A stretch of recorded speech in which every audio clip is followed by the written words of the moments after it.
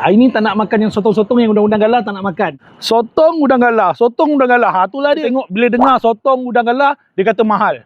Ha ni, aku nak tunjuk kau. Semangkuk tampin. Ha, kita boleh makan kat sini dengan keluarga, dengan family, dengan menu-menu yang biasa dia. Mari ikut aku masuk alam. Yang tak tahu dekat semangkuk tampin ni, ada menu-menu macam ni. Char-kway-teow dia. Ha, char-kway-teow ni char-kway-teow kerang. Ha, yang mengidam char-kway-teow tu boleh try datang kat sini. Orang-orang tampin takkanlah tak terliur dengan mi kari orang tampin ni kan. Nampak? Isi dia pun penuh, cukup dengan bahan dia, mi dia pun banyak, tak kedekut. Peminat-peminat mi goreng basah, kau kena try mi goreng basah kat sini. Ni kalau kena dengan cili jeruk. Nasi lemak dia kat sini pun ada macam-macam. Nasi lemak sotong, banyaklah tadi. Kita nak tunjuk nasi lemak ayam dia. Kau tengok sambal dia ni bang, macam sambal orang kampung-kampung punya. Ayam goreng crispy. Kita pasal gepuk dia. Ha, kat sini ada ayam gepuk, sotong gepuk, kulit ayam gepuk. Sebab sambal dia ada kacang gajus. Ha, jadi dia potong sikit rasa pedas tu kan. Kangkung crispy. Kulit crispy dia.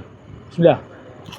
Ramai rupa tak tahu ada menu-menu macam ni kat semangkuk. Ha, bakso ada, mihun goreng ada, makcik-makcik suka ni. Anak-anak kalau nak makan chicken chop pun ada kat sini. Air pun macam-macam. Aku suggestkan teh ais madu buih ni, air buih. Ha, lepas ni jangan ingat ada sotong, ada udang galah kat sini tau. Mana yang tak tahu semangkuk ni dia dekat kampung dusun Tampin Negeri Sembilan tu.